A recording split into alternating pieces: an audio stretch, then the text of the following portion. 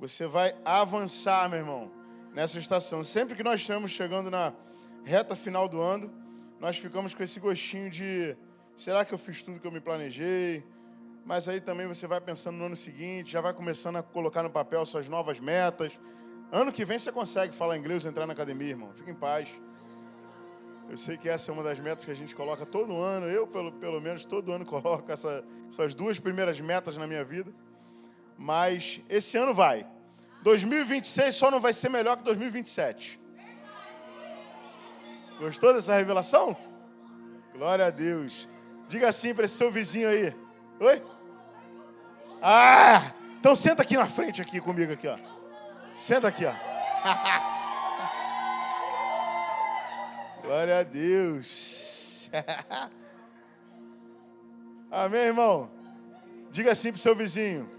2026 só não será melhor que 2027.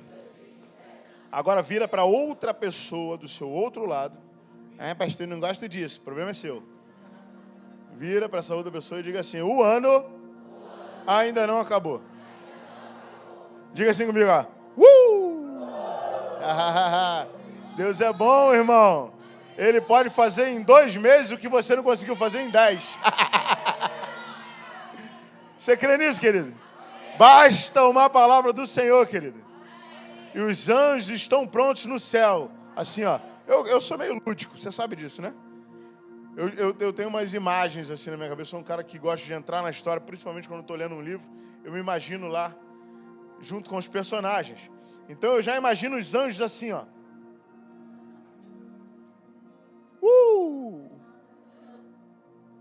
Posso ir? Calma. Pode? Calma. O que o senhor está esperando? Estou esperando ele. Posso ir? Vai. Amém, irmão?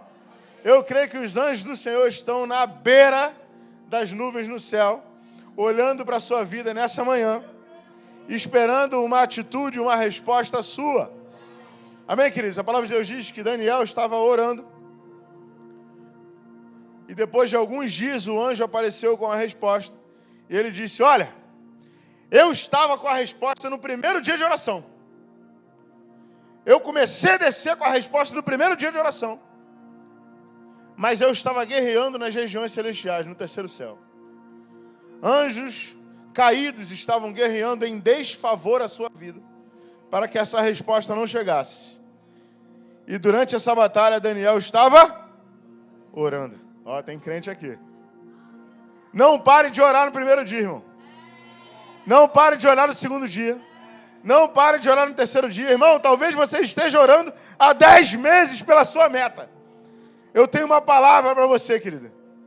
Deus pode fazer nesses últimos 2 meses o que você, pela sua capacidade, não fez nos últimos 10. Há uma unção que pode ser dispensada hoje, na minha e na sua vida, capacitadora, meu irmão. Eu vejo pelo exemplo bíblico, e é sobre isso que nós vamos falar nessa manhã, que Deus não escolhe pelas qualidades, pelos atributos, pelo aquilo que o homem já era, já pertencia, já era por si só. Deus escolhe pelo coração. E se talvez o seu coração nos últimos 10 meses não estivesse no lugar certo, ou estivesse precisando ser ajustado para que você estivesse propício ou preparado, disposto a entrar no centro da vontade de Deus, no lugar onde Ele pode e deseja operar na minha e na sua vida. Talvez, irmão, tudo que você fez até aqui tenha te moldado, capacitado, instruído, levantado, para que quando nós chegássemos nesse ponto da história, nesse dia do ano, nesse mês, desses 12 meses que compõem um ano, Deus pudesse fazer aquilo que Ele já tinha e já queria fazer no primeiro dia de janeiro de 2025. Na virada do ano, irmão, quando você estava lá botando suas metas e crendo, Deus já tinha dito sim. Mas eu e você estávamos nos preparando. E aí quando nós dissemos sim, os anjos estão pulando do céu agora na sua vida, irmão. Deus dará ordem aos seus anjos em seu favor. O Espírito Santo está em nós e sobre nós, e é sobre isso que nós iremos falar nessa manhã. Não se acostume com a paisagem da fé, querido. Não se acostume com o que você já viveu até aqui. Não se acostume com a sua carnalidade ou com a impossibilidade de Deus agir, porque você não se acha merecedor de fato. Eu e você nunca seremos merecedores de nada. Mas Deus pode e quer fazer algo novo na minha e na sua vida, a partir do princípio de que Ele nos criou e coroou a terra com a nossa vida aqui. Amém, irmão? Há uma falácia no mundo cristão sobre o plano original. Quem já ouviu falar isso? Não, ninguém? Existia um plano original de Deus para a humanidade. E aí muito se é dito sobre isso. Eu estava estudando e pesquisando sobre isso. E essas duas palavras juntas, compondo essa frase, não existem na Bíblia. Existe a ideia de um plano original. E isso é uma discussão teológica em todas as vertentes teológicas que existem sobre a interpretação bíblica sobre a vontade de Deus. E aí nasce muita discussão teológica em torno disso, que nos deixa mais confuso do que habilitado a entender o que é a vontade de Deus. O plano original de Deus não pode ser visto como interrompido ou como desejado por Deus, porque algumas vertentes teológicas dizem que Deus permitiu o pecado no sentido de até corroborar com ele, porque fazia parte do seu plano que o pecado existisse para que a glória de Deus se manifestasse em Jesus. Eu, quando ouço isso, digo, está repreendido. Não sei você. Também não quero te julgar. Temos muitos visitantes, eu vou me comportar. O que nós acreditamos é que o plano original de Deus, se assim podemos chamá-lo, foi interrompido pelo pecado do homem, que decidiu deliberadamente, pelo livre-arbítrio, escolher pecar e cair. E aí, durante um processo, durante um tempo da humanidade, muitas alianças e dispensações se descortinaram diante desses homens e mulheres de Deus. Descortinaram aí de novo. Até que Jesus viesse resgatar o plano original interrompido. Então, algumas pessoas acreditam que o pecado fazia parte do plano, como se Deus o quisesse, para ensinar algo, e outras pessoas acreditam que o pecado interrompeu o plano até que Jesus pudesse resgatar. Eu até prefiro essa segunda filosofia, mas eu gostaria de abrir a minha mente e a sua nessa manhã com o entendimento de que Deus não é pego de surpresa.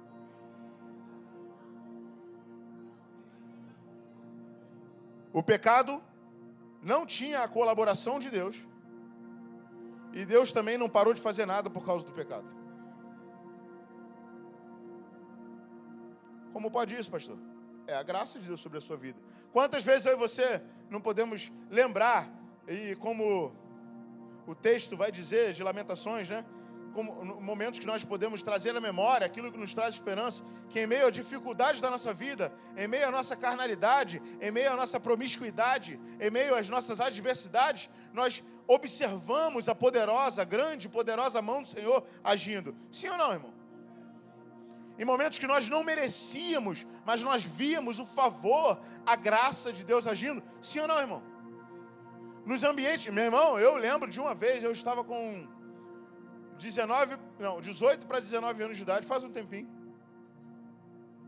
Eu estava no meio de um baile funk no Complexo da Penha, onde você viu que estourou uma guerra nessa semana, rodeado por todo tipo de arma, droga, alucinado com drogas. E eu nasci num lar cristão, e aí naquele momento da minha vida, naquela fase da minha vida, eu estava afastado dos caminhos do Senhor, distante do plano original de Deus para a minha vida. E aí eu me vi naquele lugar caótico, drogado, em meio àquelas pseudo-amizades. E eu lembro, irmãos, que no meio daquela festa, lá para as 2, 3 da manhã, uma roda se abriu em volta de mim, pelo menos essa foi a minha sensação, e eu olhei para o céu aberto, é um lugar aberto,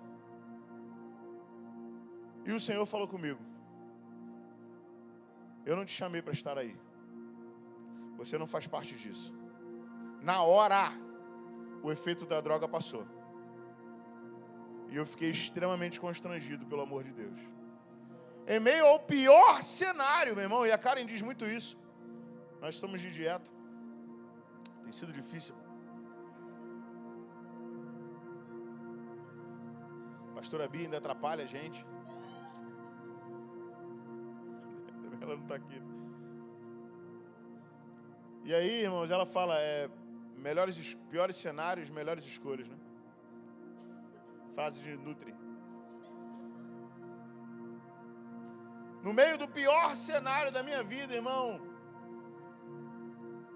o Senhor foi misericordioso e estendeu a sua mão, a sua graça sobre a minha vida.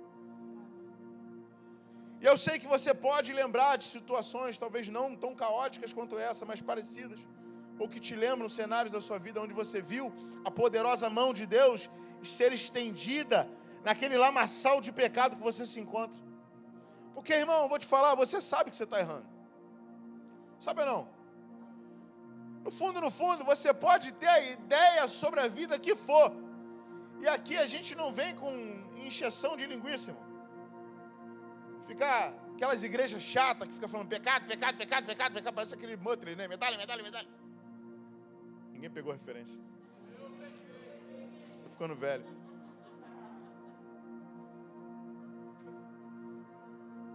Sabe, irmão? Pecado. Eu fui criado numa igreja, eu odiava isso quando eu era jovem, quando eu era adolescente. Tudo era pecado, tudo. Eu já participei de culto que o pastor... Vou criticar, né? Na época era bom, sei lá. Eu achava ruim. O pastor botava filmes da Disney no culto e ficava falando dos simbolismos. Irmão. Esse era o papel da lei. A lei mosaica foi instituída por Deus para apontar o pecado, para dizer, ei, vocês são escravos disso. E é impossível vocês conseguirem cumprir tudo. Do jeito que vocês estão, afastados de Deus, longe do plano original. E aí, porque nós focamos tanto nisso, que acaba, mesmo em meio a uma aliança onde nós somos livres do pecado, nós estamos nos sentindo presos nele. Por conta de falsos ensinamentos. E aí, talvez você tenha ouvido dizer que o pecado, que o diabo veio para roubar, matar e... Você ouviu isso? Sim ou não? Mas talvez, por conta de um ensino errado, que é o motivo pelo qual o apóstolo Paulo escreveu esse texto, você tenha colocado a culpa no diabo, que deveria ter sido colocado em falsos mestres. Porque esse texto fala sobre falsos mestres, não o diabo.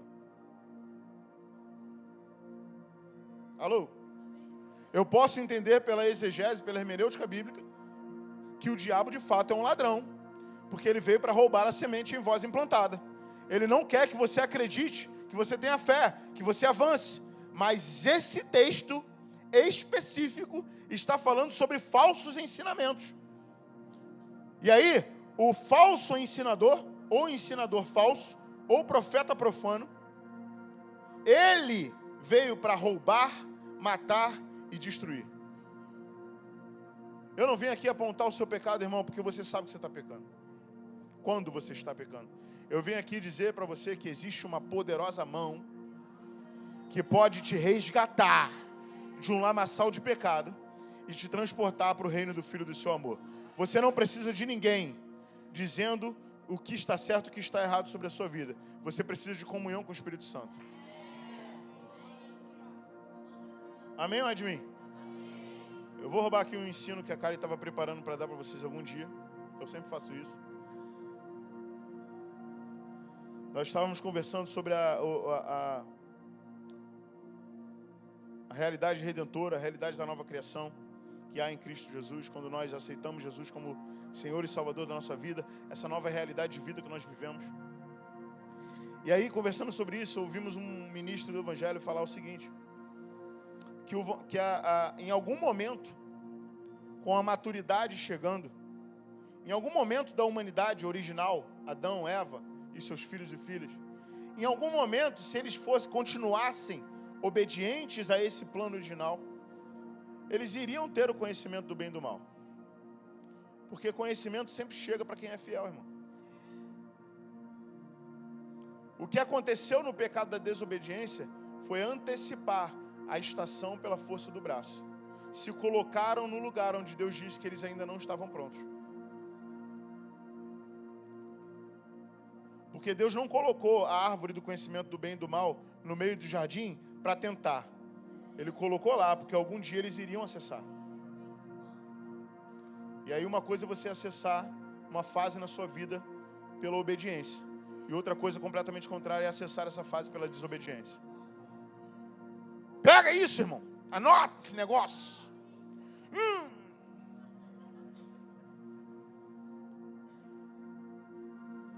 Deus tem um poder extraordinário de colocar todas as qualidades na sua vida que você precisa, que você não tinha, para fazer aquilo que você não era capacitado de fazer.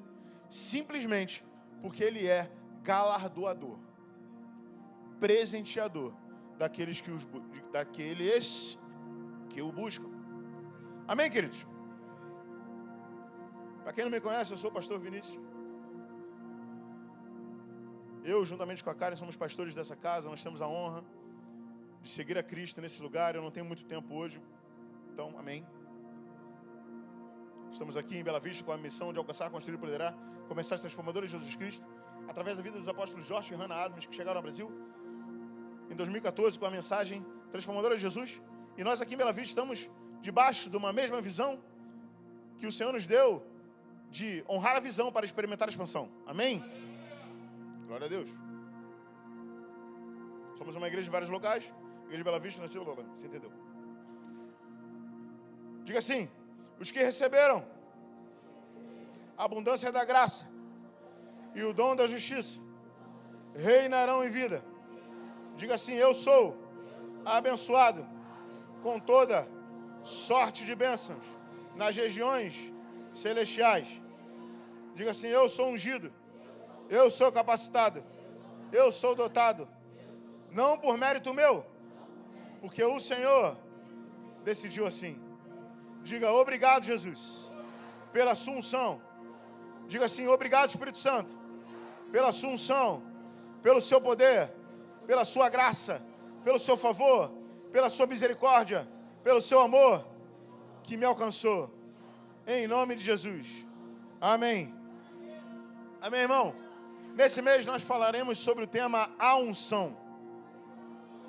E sob a ótica desse tema bíblico, eu separei 4 subtemas para que nós possamos aprender um pouco mais sobre isso no mês de novembro. E o primeiro é, anota aí, o tema de hoje, o homem e a unção. E claro, para você ativista que gosta de ser inclusivo, homem aqui no original é humanidade. Então você pode anotar, se você quiser, a mulher e a assunção. Tá no mesmo. Só não enche minha paciência. Anota aí. Deus unge pessoas imperfeitas para cumprir um propósito perfeito. Né, Iago? Tá rindo aí pra mim, né? Deus unge pessoas imperfeitas, anota isso, para cumprir um propósito perfeito. O plano original de Deus nunca foi frustrado, meu irmão. Jesus Cristo, diga isso pro seu vizinho, não é um plano B. A palavra de Deus diz que o Cordeiro Santo já tinha sido morto muito antes da fundação do mundo. Ele sabia que você iria errar, que eu iria errar, mas mesmo assim decidiu nos amar. Amém, queridos? Jesus Cristo ali, a Trindade não pensou: o que a gente vai fazer agora? Ora bolas, o diabo nos enganou. Ha, ha, ha. Queridos, o diabo estava no céu, ainda como Lúcifer, que é traduzido pela estrela da manhã. Ele era o principal anjo no quesito de musicalidade no céu. A Bíblia fala em Daniel que nele havia o sinete da perfeição. E nós aprendemos aqui com o Gustavo na última quinta-feira que sinete é um carimbo, né? Um registro de uma autoridade sobre alguém, dando a validação daquilo que aquela pessoa é no Senhor ou na sua atividade. Amém? Era muito comum, como o Gustavo nos ensinou, que estivesse no anel de reis, onde era selado, por exemplo, cartas. Não é isso, Gustavo? Aprendi certo? Era o sinete. Então, é como se Lúcifer, Satanás, Beelzebu, cão sarnento, estivesse no céu naquela época com um anel celestial, dando a aprovação de tudo aquilo que era perfeito no céu. Tamanha era a sua autoridade. Amém, irmão? E aí você e eu achamos, pela leitura da palavra de forma errada, por conta de falsos ensinos, que Deus foi pego de surpresa com o erro da humanidade. Mas diz a Bíblia que no céu, Lúcifer estava confabulando em seus pensamentos contra o Senhor. E Deus veio e acabou com a graça dele, só pelo fato dele estar pensando sobre. Porque a Bíblia fala que ele pensava: subirei às mais altas nuvens, no monte santo do Senhor, erguerei o meu trono acima do trono do Altíssimo, e serei semelhante a ele. Sim ou não? Quando ele estava na sua mente arquitetando esse plano, Deus não estava sendo pego de surpresa. Ele chegou e falou assim: que história é essa aí? Nada. Não é bem assim. É sim. É, claro que é. Você e a tua galera. Foi assim ou não? Pelo menos eu penso assim. Vai. Deixa eu pegar minha mala. Não. Que nada que tem aqui é teu, não. Leva só o que está no seu corpo.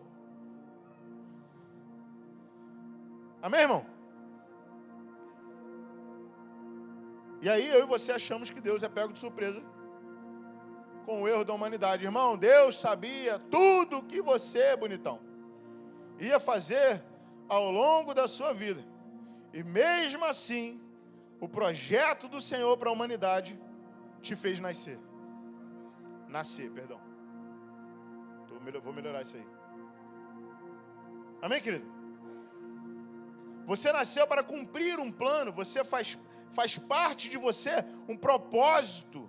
E aí você vê grandes nomes da literatura ou da música, pessoas proeminentes da nossa geração, ganhando fama e notoriedade, e eu pelo menos penso: caraca, se essa pessoa entender a potência que ela é em Deus, sim ou não? A Bíblia fala que Lúcifer não perdeu os seus atributos quando foi expulso do céu.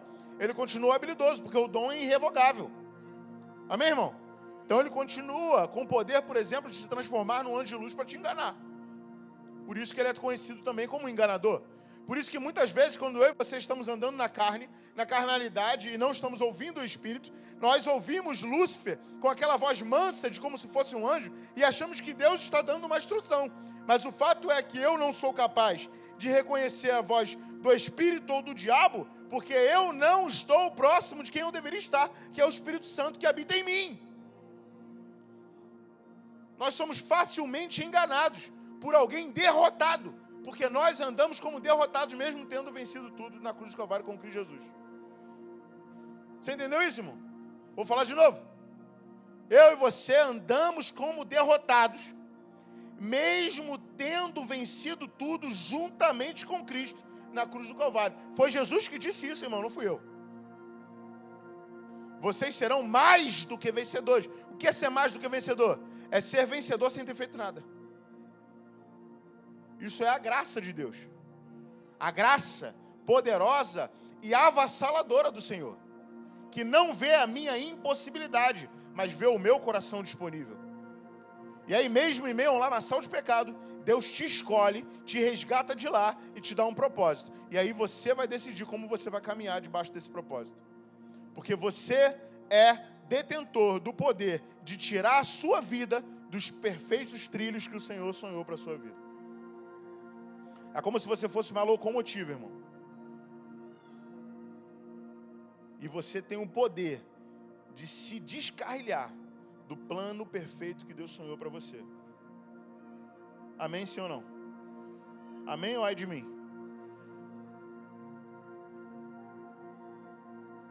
Isaías, no capítulo de número 10, no verso de número 27, diz assim: e acontecerá, diga assim, acontecerá.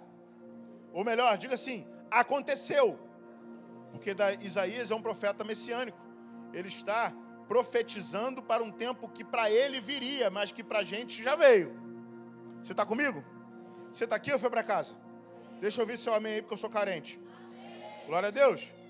E aconteceu que naquele dia, que a sua carga foi... Eu vou ler na nossa época, amém? Depois você consegue ler o texto original aqui, mas eu vou ler na nossa época. porque para a gente já aconteceu. Você está comigo? Vamos lá. E aconteceu naquele dia que a minha carga foi tirada do meu ombro e o meu jugo do meu pescoço. E o jugo será despedaçado por causa da, diga assim, unção. Quando eu estava estudando sobre isso, eu imaginei que você ia pular nesse momento. Então eu vou voltar a ler o texto. Amém? Para te dar a oportunidade de se assembleiar.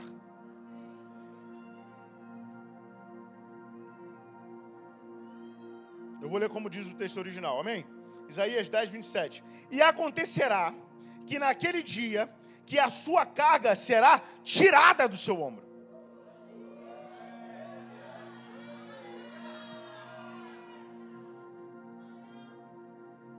E o seu jugo do seu pescoço. E o jugo será despedaçado por causa da unção. Agora pegou aí, hein? A unção que despedaça o jugo, irmão, já veio. Que unção é essa? Jesus Cristo morre, ressuscita, passa um tempinho com os discípulos e fala, olha só, acontecerá um dia aí, ó, aquilo que o profeta Isaías disse. Fiquem no templo em oração unidos, que o Espírito da verdade vai descer sobre vocês e vai ungir vocês. E não só vai habitar em você dentro, mas vai vir sobre vocês. E aí, para eles, a experiência de vir sobre era muito comum. Porque homens de Deus, heróis da fé, já experimentaram ao longo da história da igreja, do povo de Deus, do povo de Israel, o fato do Espírito Santo vir sobre. Eles entendiam. A única coisa que eles não entendiam é o Espírito Santo vindo dentro. Que é com um dom espiritual, com o poder de falar em outras línguas, com andar, expulsar demônio. Essas coisas eles ainda não experimentaram em sua totalidade. Alguns membros da comunidade judaica só andavam nisso, que eram os sacerdotes. E aí, quando Jesus promete que todos eles passarão a ser também sacerdotes, aquilo que era detido ali pela família dos levitas, iria ser explanado, disposto para toda a carne. Você lembra do profeta Isaías dizendo sobre toda a carne? Quando todos, eles não entendiam muito bem o dentro, mas eles estavam experimentados no poder sobre, diga assim, poder sobre. Atos, no capítulo 10, verso de número 38, diz assim, como Deus ungiu, diga ungiu, como Deus ungiu a Jesus de Nazaré com o Espírito Santo e com poder, diga assim, the power. Aleluia. O qual andou por toda parte, fazendo bem e curando a todos os oprimidos do diabo, porque Deus era com ele. Amém, irmão? A unção, ela tem o poder de, primeiro, despedaçar o jugo da sua vida e tirar o fardo pesado que você estava carregando. Irmão, eu não sei se você sabe o que é jugo, mas jugo era uma peça de madeira colocada nos animais de carga, como burros, jumentas, boi, né? Animais da vida agrícola, da vida de cultivo de terras. E aí, eu não sei se você está lembrando agora, porque você está conseguindo imaginar, mas era aquela peça de madeira que ficava no pescoço, para que ficassem presas as cordas ou correntes, e eles vinham puxando com o poder do pescoço toda a carga do seu trabalho. E aí, até o dia que você conheceu Jesus, você estava como esse burro.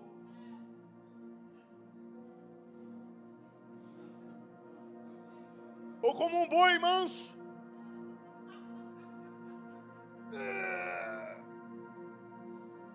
E aí um dia, meu irmão, no meio do seu trabalho, sem bônus, só ônus, você encontra Jesus no meio da lavoura da sua vida.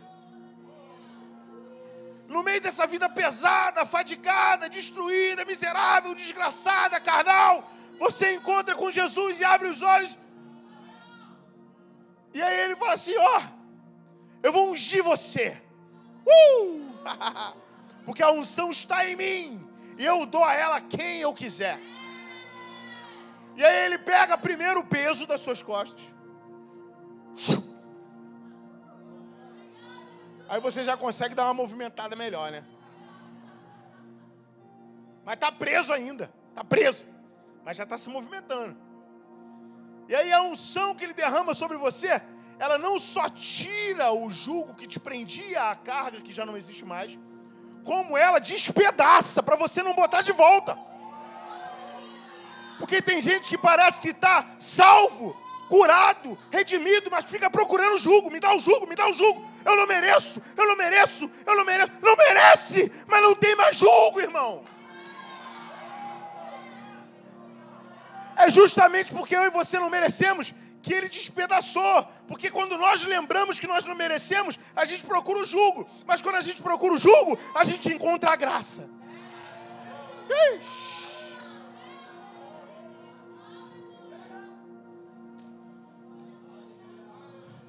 Para de procurar o que não é mais seu, irmão.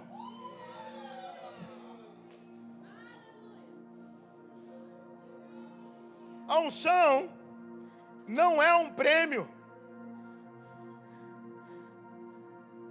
Porque prêmio é para quem merece. A unção é um propósito, irmão. Você foi ungido para fazer alguma coisa. E aí, se você se pega na sua vida não fazendo aquilo que Deus mandou você fazer, é fato que você começa a se ver naquela fase onde você estava carregando a carga. Porque você está perdido no seu propósito. Você está fazendo tudo menos o que Deus mandou você fazer. Então você está andando nesse terreno sem carga, sem jugo e perdido, embananado, bobo, vacilante.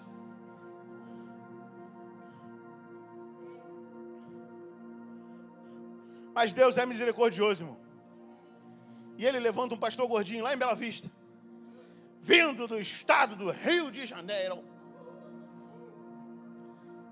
para lembrar você do seu propósito divino.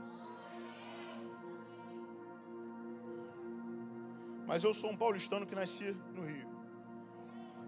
Essa é a minha Canaã. Queimei minhas carroças. Amém, irmão? A unção não é um selo de perfeição, é um instrumento de capacitação. Pega a visão. O propósito de Deus nunca depende da capacidade natural, mas da disposição de obedecer e depender do Espírito.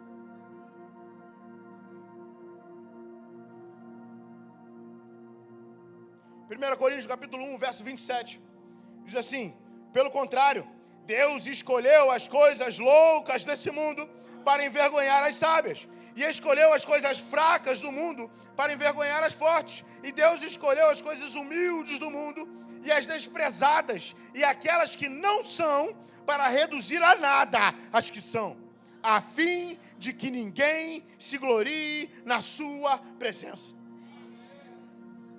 Diga assim para essa pessoa linda do seu lado, maravilhosa. Pega a pessoa mais cheirosa que tiver aí e fala assim: ei, coisa louca desse mundo, Deus te escolheu. Agora diz assim no ouvidinho dela: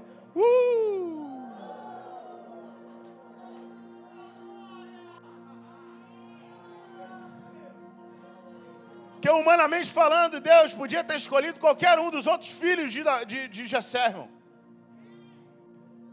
Capacitados, fortes, musculosos, talentosos, bombados, assim igual o Juan.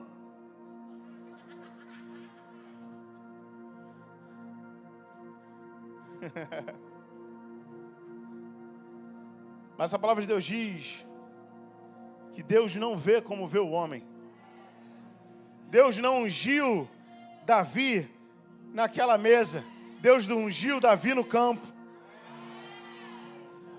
Deus pegou um homem fadigado do trabalho, esquecido da família. Ninguém dava crédito, franzino, era até bonitinho, mas estava esquecido lá, e ungiu ele lá. Antes de vencer o gigante na frente dos olhos de todo mundo, ele já tinha matado o leão e o urso. Até quando ele chega de frente a Golias, né, de frente, na verdade, a Saul, e desacreditado pelo rei, mas o rei também não tinha muita opção. Ele fala: ei, fica calmo, meu irmão. esse circunciso aí não tem fez comigo, não. Eu matei o urso. Eu matei o leão.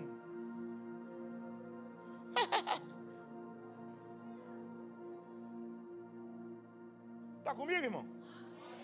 Você está aqui ou foi para casa?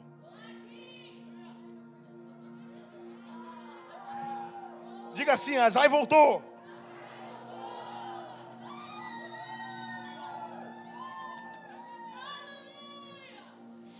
Sim, irmão. Deus fez isso para envergonhar e reduzir a nada os poderes que se acham que sabem, acham que são. Mas o texto também diz que os que estão sendo usados devem se lembrar que não podem fazer nada sem a presença de Deus, ou seja, sem a unção.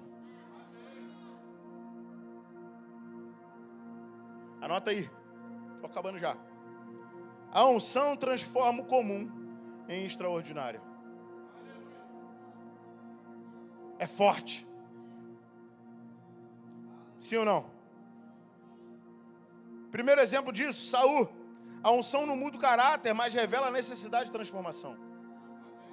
Saul foi ungido rei antes de estar pronto. Antes de estar pronto. A unção veio sobre ele e transformou em um outro homem. Você vai ver isso lá em 1 Samuel, no capítulo 10, no verso número 6. A Bíblia fala que a unção de Deus na vida de Saul transformou Saul num outro homem. A unção tem esse poder, irmão, de transformar você numa outra pessoa. A ponto das pessoas olharem para você, mesmo as que te conheciam há muito tempo, e falar assim, mudou alguma coisa aí, hein? Será que foi o cabelo? Tá usando roupa da Zara? Não sei. Não, tem algo aí. Porque o natural vai procurar em você naturalidade, para justificar o que você se tornou. Mas quando as pessoas entenderem que o que você carrega é por dentro, elas vão ser obrigadas a dizer, eu quero também. Amém, irmão? A unção te dá potencial, mas o caráter te mantém no propósito. Nossa! Estou cheio dessas frasezinhas coach para você hoje. Vini Marçal.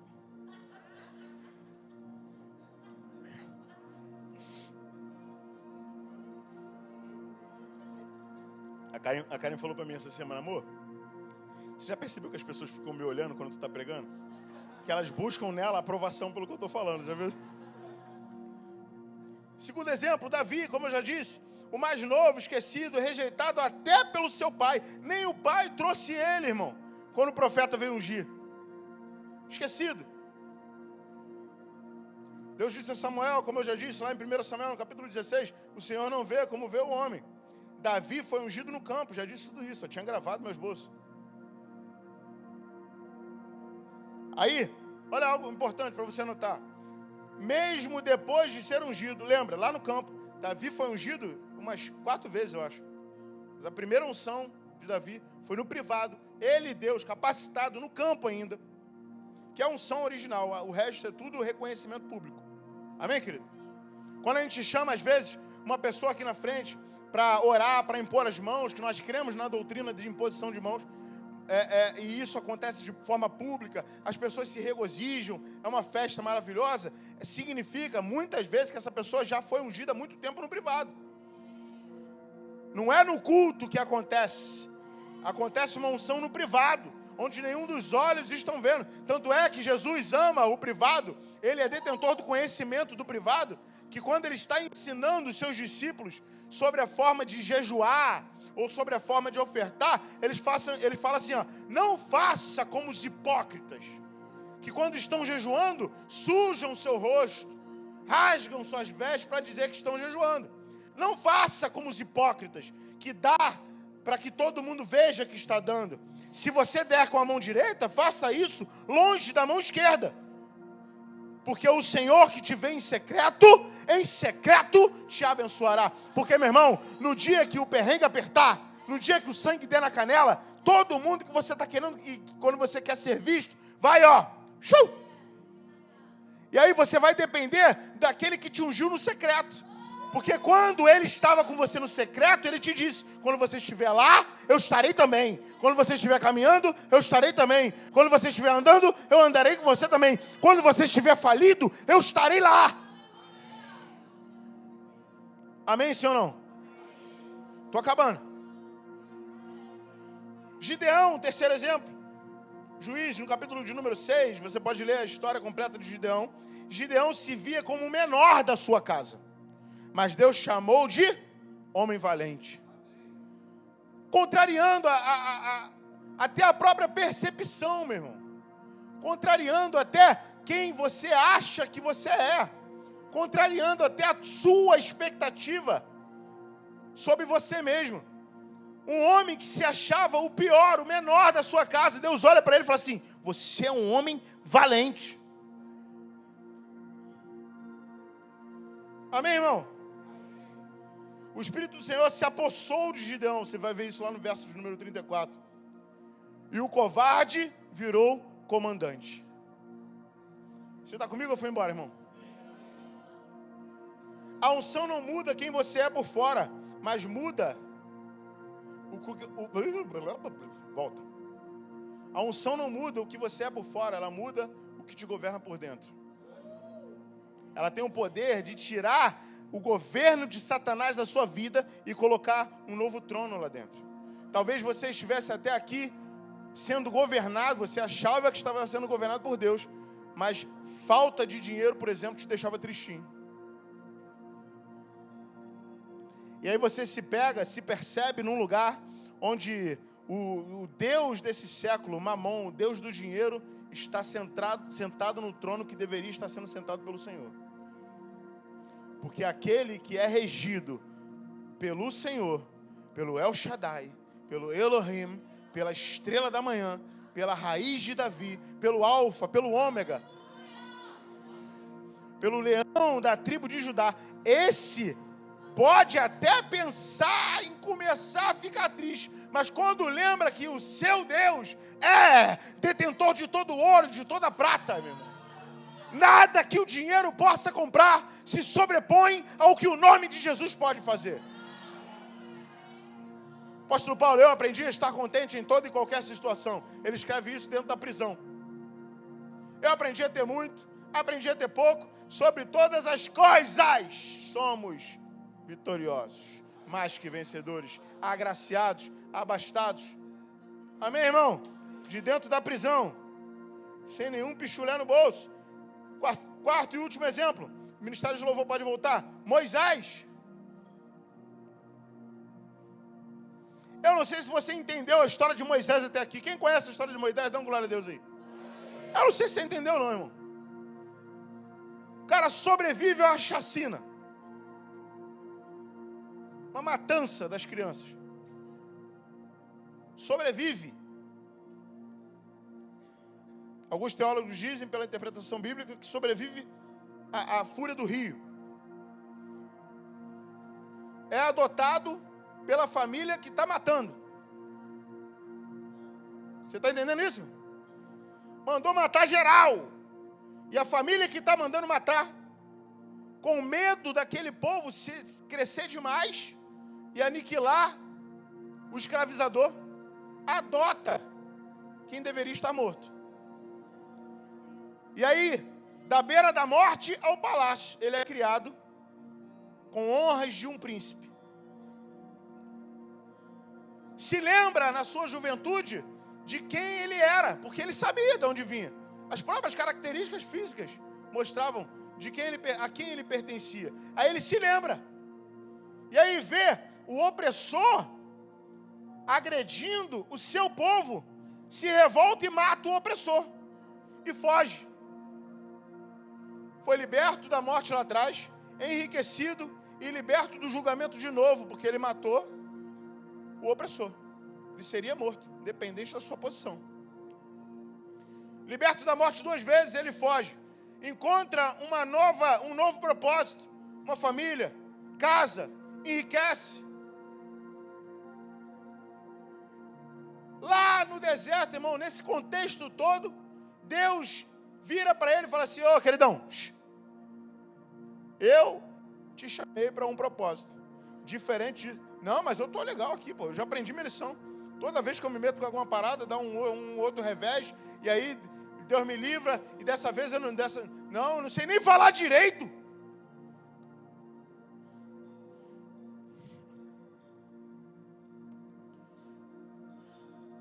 Existem pessoas que amam esse lugar, irmão, de destaque, quer, né? Microfone, quer oportunidade, quer falar, tem uma mensagem, mas tem muita gente, irmão, que não se acha merecedor desse lugar, que o Senhor vai capacitar. Porque Deus não vê, irmãos, o tamanho da sua eloquência. Deus não vê o seu conhecimento bíblico extremo. Palhaçada, meu irmão, esse negócio que inventaram por aí, de que tem que ter 5 níveis de teologia para ensinar. História, irmão. Jesus vem, o verbo encarnado, olha para os teólogos da região e descarta eles. E eu não estou dizendo que você não tem que estudar, não, para você não ficar falando baboseira. Eu estou dizendo para você, para o estudo, para a letra, não ser o seu Deus. O diploma não pode se sobrepor à unção. E aí, diploma com unção é melhor. Mas diploma sem unção é carnalidade tanto quanto.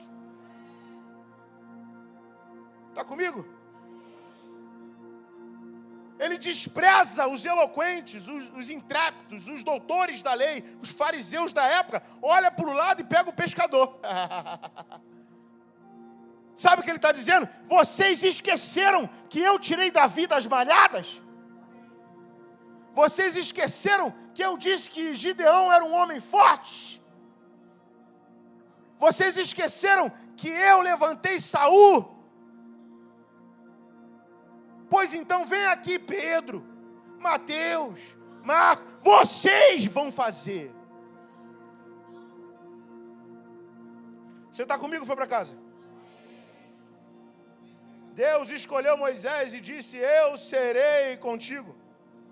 E olha que interessante, lá em Números, no capítulo 11, verso 17, algo está sendo compartilhado com Moisés, da parte do Senhor. Deus está dizendo a Moisés, a unção sobre Moisés, nesse momento da história, é compartilhada com 70 anciãos.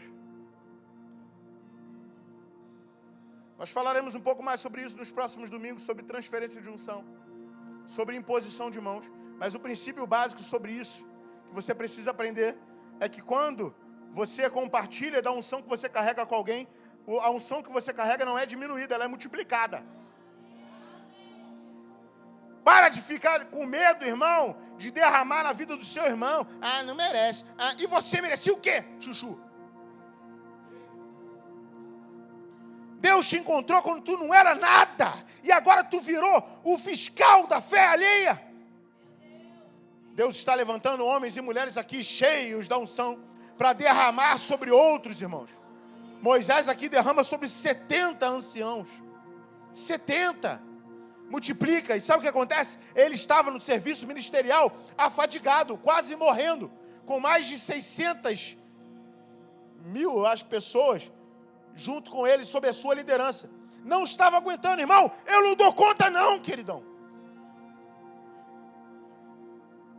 Pastora Karen não dá conta, os pastores dessa casa não dão conta. Não dá, querido, não dá, humanamente impossível. Eu preciso descer do púlpito e começar a ungir ancião, para levantar para o ofício ministerial, para que uns sejam levantados como pastores, apóstolos, mestres, profetas, evangelistas, sobre os novos dons ministeriais, palavra de sabedoria, palavra de conhecimento, discernimento de espírito, oração em outras línguas, variedade de língua, interpretação, sonho, visão, profecia. Irmão, você precisa levantar dessa cadeira e parar de ser consumidor e ser participador daquilo que Deus está fazendo aqui. Não dá mais para a gente gastar, meu irmão, 1 hora de culto para te lembrar que tu é crente, não. É para sair daqui, rebaixar dar abraço, rumo moça, rede Castro, riba baixar de lebros. É para chegar no seu trabalho. Ah, trabalha com venda. Peraí, gerente, vou parar aqui. Por quê? Porque eu sou crente. Eu vou orar por mim, vou orar por você, vou orar por essa igreja. por esse trabalho. Ah, eu sou dono de escola, né, poderosa?